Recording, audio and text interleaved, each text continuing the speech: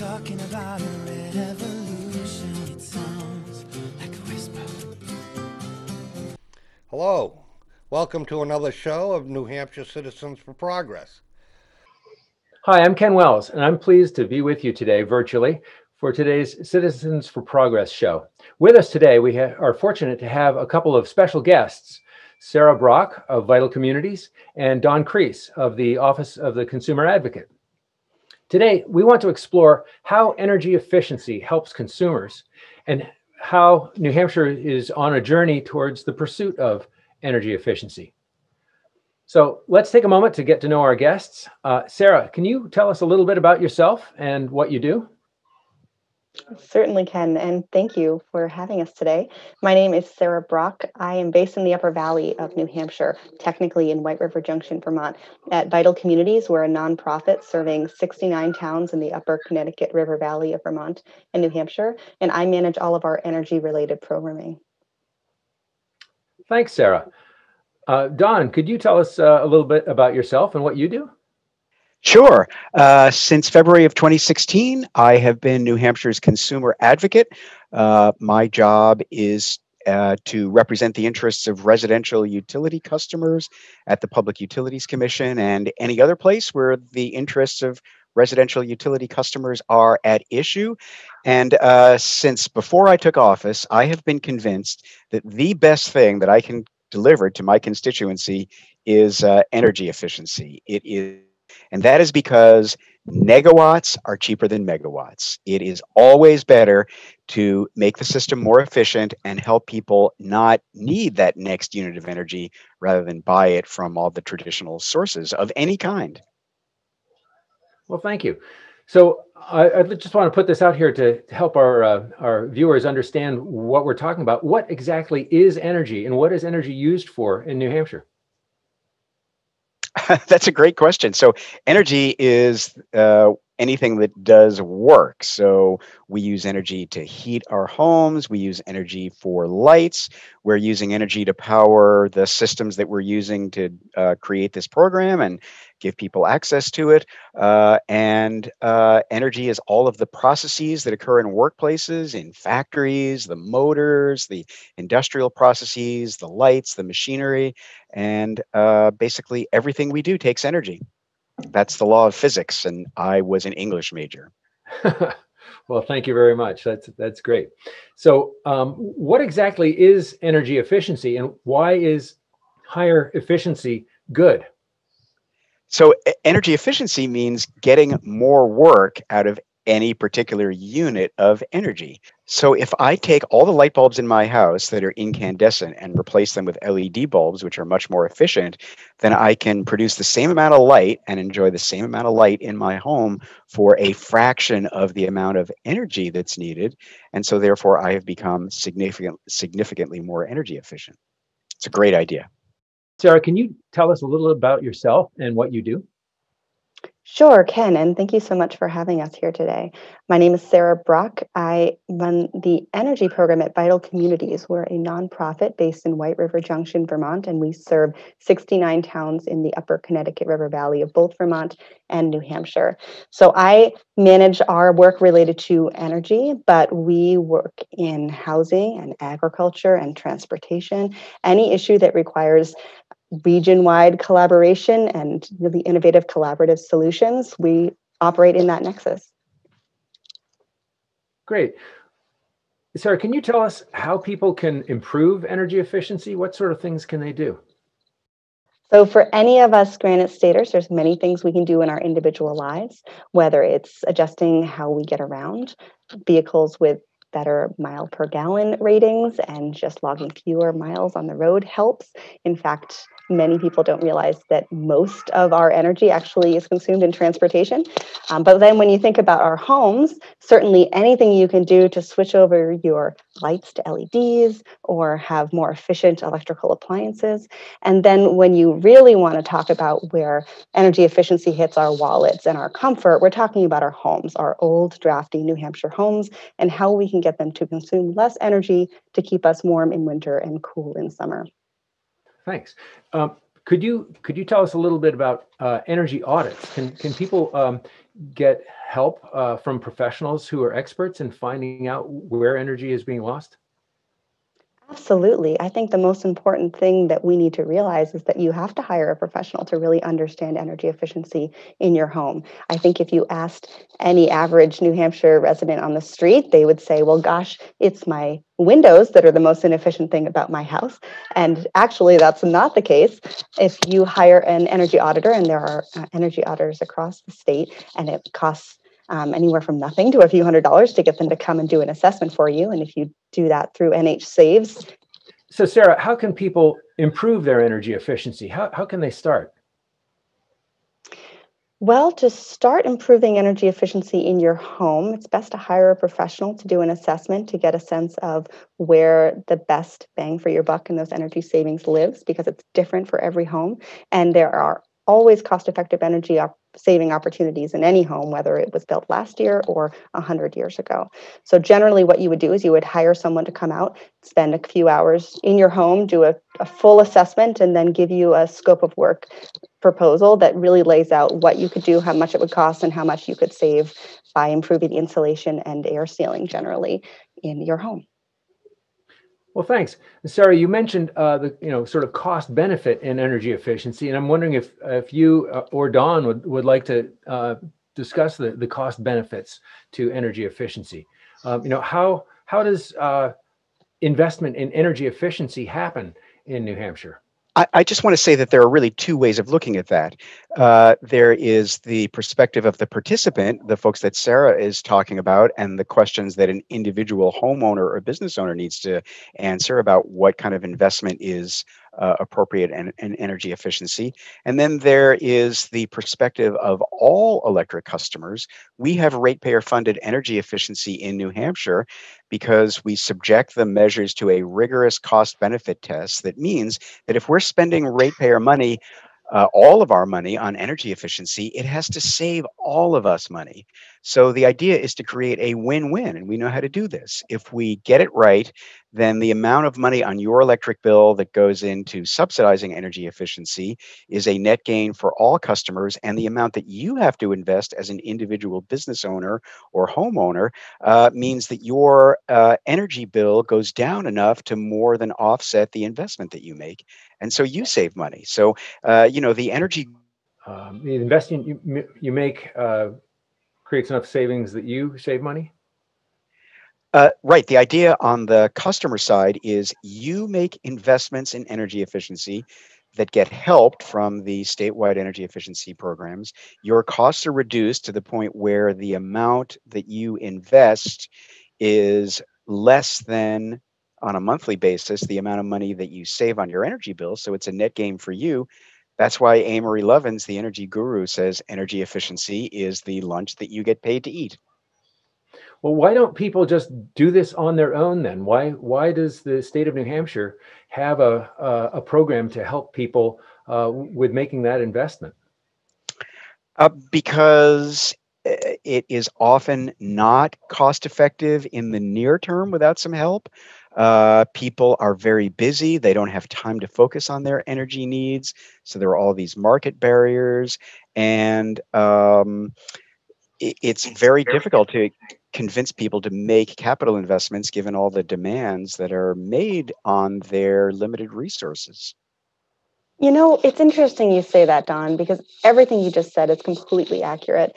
And what I see on the ground presents an entirely different form of logic. For example, there is a woman in Orford who worked with us on our very first New Hampshire Weatherize Upper Valley program a few years ago. We went back and we interviewed her as her project was getting done. I remember her sitting on the couch and saying, us Yankees, we have this competition in November to see who can last the longest before turning on their thermostat. There's just this cultural expectation that our homes are old, they're cold, and we just put up with it. and weatherization or energy efficiency is not even in the calculus. I think that yes, there's a high upfront cost to getting this work done, and you have to be able and willing to spend money to save money. But I think the bigger issue is people don't realize this is even possible. And if you did think, maybe I don't have to put up with wearing 5 sweaters in the middle of January, where do you go? People don't know where the contractors are. They don't know who they can trust with this. You can't see weatherization like you can see a new countertop or solar panels on your roof. People aren't talking to each other about their beautiful new blown in insulation in their attic. This is just like the best kept secret in New Hampshire, in my opinion. And one of the reasons Vital Communities has spent the last several years actively trying to get more residents to participate in the incredible NH Saves program. We have the envy of New England's energy efficiency programs in terms of how much financial support we can give to individual residents to get this work done, but people aren't taking part because they don't know it exists.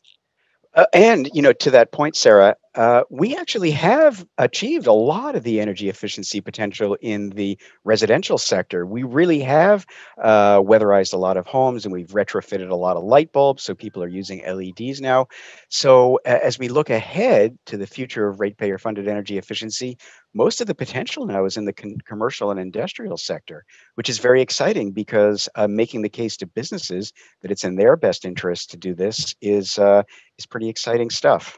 Can't wait to do it. I think that's true at a statewide level, but what I've seen is that there are communities, particularly around the fringes of New Hampshire and to the west and to the north, where we really haven't seen a lot of homes weatherized. The contractors aren't there, and the marketing hasn't been there. When I ran our first Weatherize Upper Valley campaign in New Hampshire, we had 6 towns, and in those 6 towns, there were an average of 6 weatherization projects total for the previous 3 years before we started. And in just 1 year, we had 100 homes weatherized in those 6 towns because there was just so much low-hanging fruit. We barely tapped that market. And I think we've come a long way in the last 3-4 years, but there's still plenty of houses in New Hampshire that desperately need help. People could be a lot more comfortable, be saving a lot more money. And that doesn't even touch, as Don mentioned, the small business community and the large business community.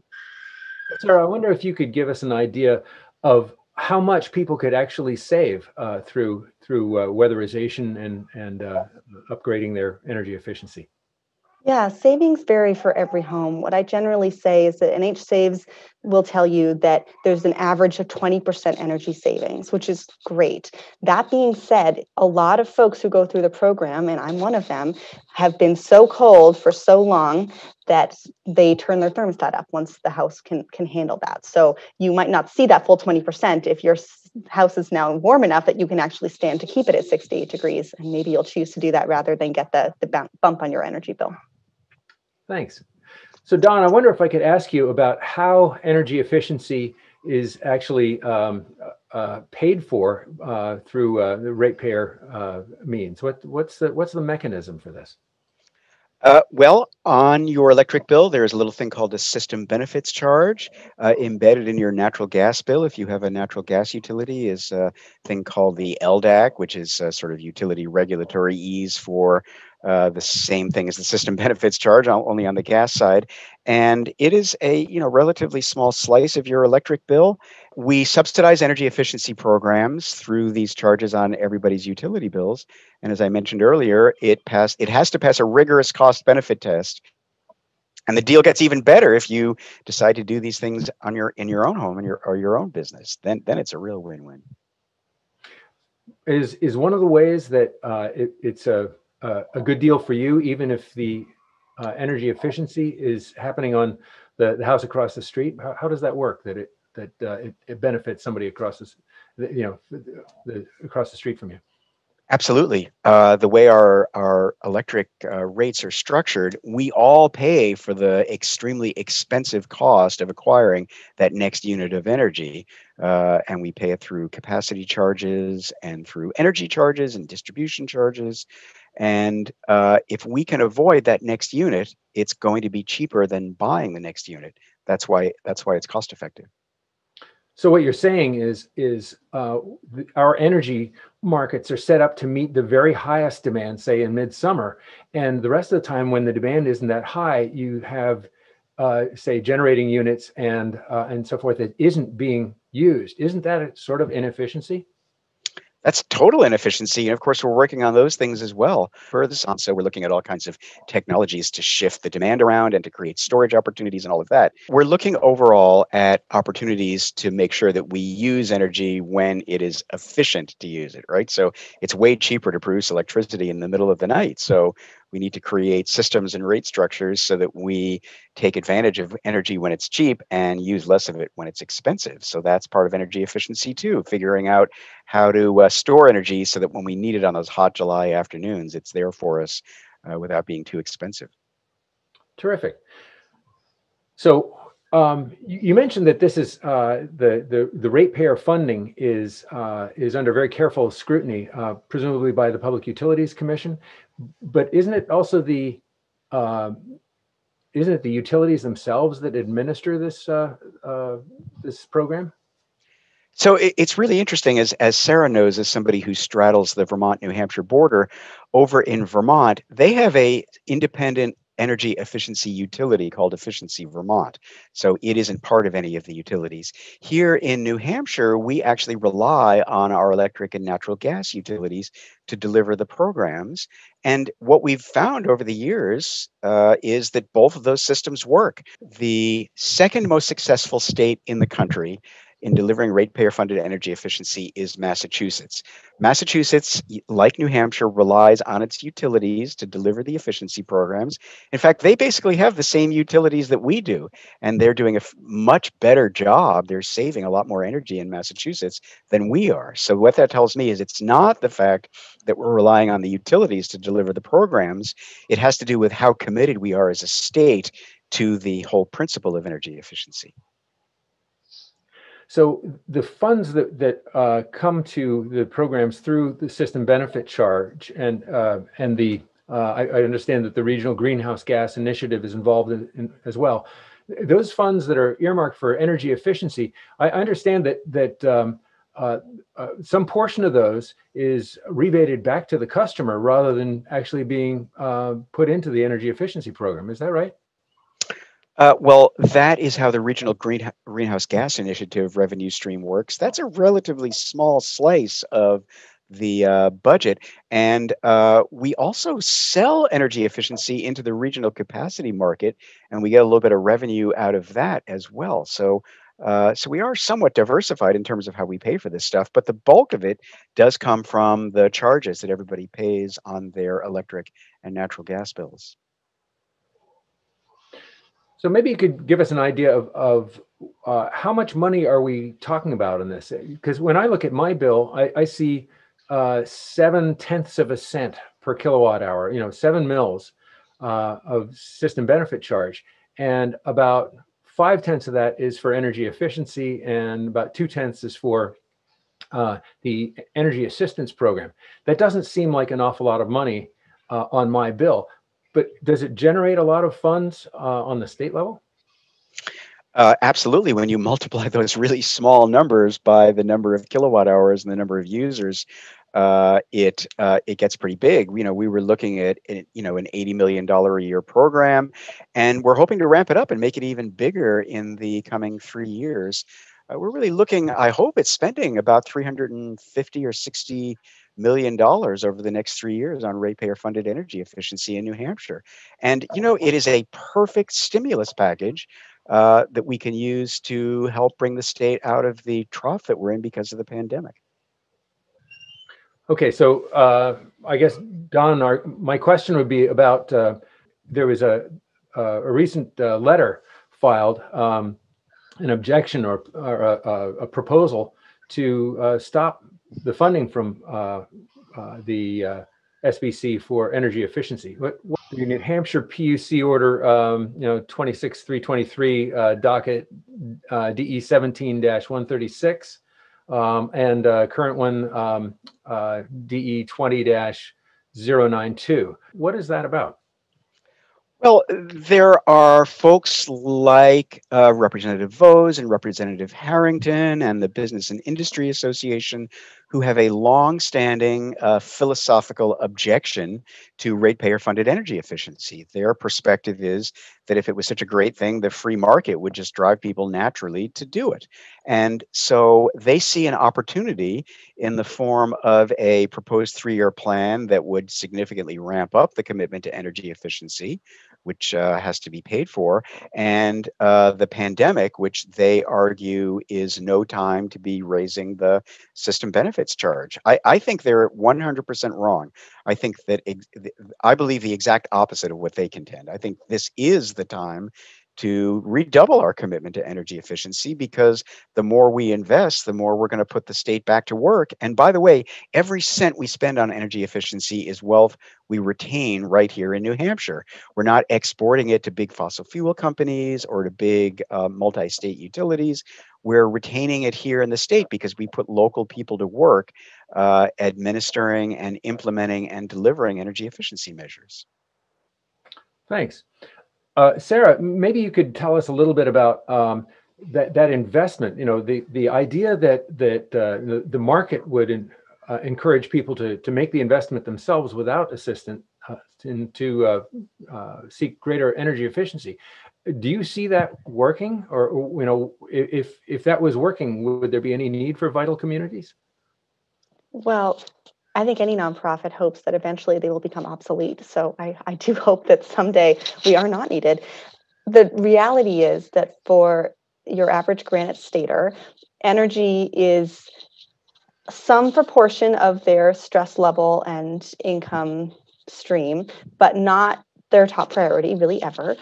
And I already, just gave the example of the woman in Orford who just assumed that her cold, leaky home was cold and leaky, and that's just it. I think a lot of Granite Staters don't realize that they don't have to be spending as much as they are spending, and they don't have to be uncomfortable. I also happen to know that we tend to, as consumers, make decisions when we are in pain. And it sometimes takes a lot for us to be in pain. So how high would our oil and our propane bills have to get before we are suddenly in crisis? And there is huge demand for these programs, and we can't meet all of the need. We've seen that in the years where electric prices have unexpectedly increase in the middle of the winter and people panic. We've seen it when the cost of gasoline goes up unexpectedly and stays high, and people really freak out and start demanding higher efficiency vehicles and driving less. But as soon as that price goes back down, the business as usual. So this is really talking about investing in the long-term resilience of our communities, because I think we all know that if we look out 20, 50 years, we're not going to be on fossil fuels primarily. That's just a fact. And we want to make sure that we get our communities ahead of the game so that we're not dealing with a crisis situation when prices are high and people are stuck cold and unable to pay for their heat or unable to get around. Great. Maybe we can, let me ask you a question about your contact information and stuff, and then, Rick can put that on the screen.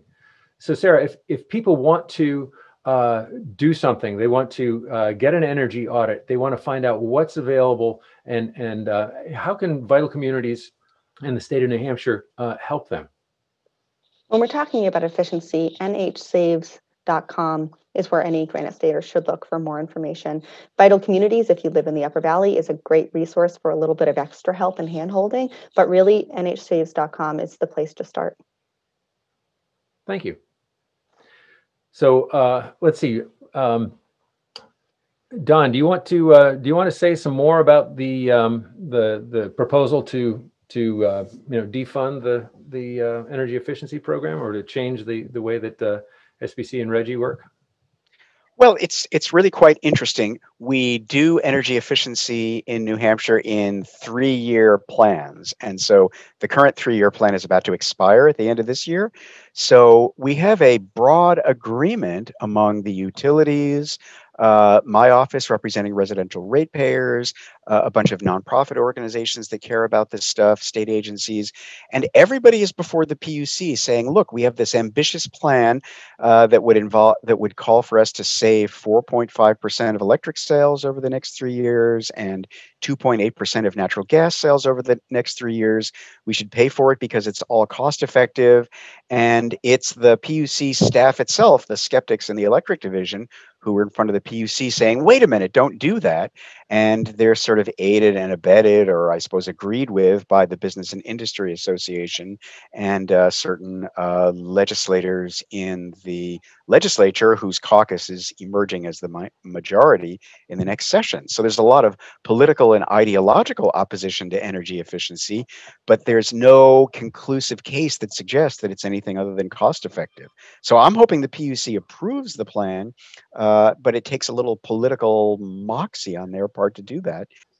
They're getting a lot of pressure from elected officials and from the Business and Industry Association, which has a long-standing, vehement ideological opposition to energy efficiency, even though I think a lot of BIA members actually like energy efficiency, and you never actually see major industrial customers waving their actual electric bills in anybody's face saying, hey, don't do this. In fact, the big industrial users of energy in the state are taking advantage of these programs, as they should. It's good for them.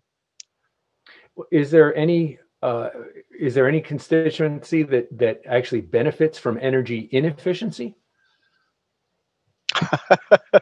No, there isn't. It's a win-win. Like Emory Lovins said, it's the lunch you get paid to eat. Right. So it just defies logic that anyone would be opposed to developing more energy efficiency. Well, if you're a true believer in absolutely unregulated, unfettered free markets, then it's easy to say that you oppose energy efficiency. The problem is that we don't have an unfettered free market in energy, right?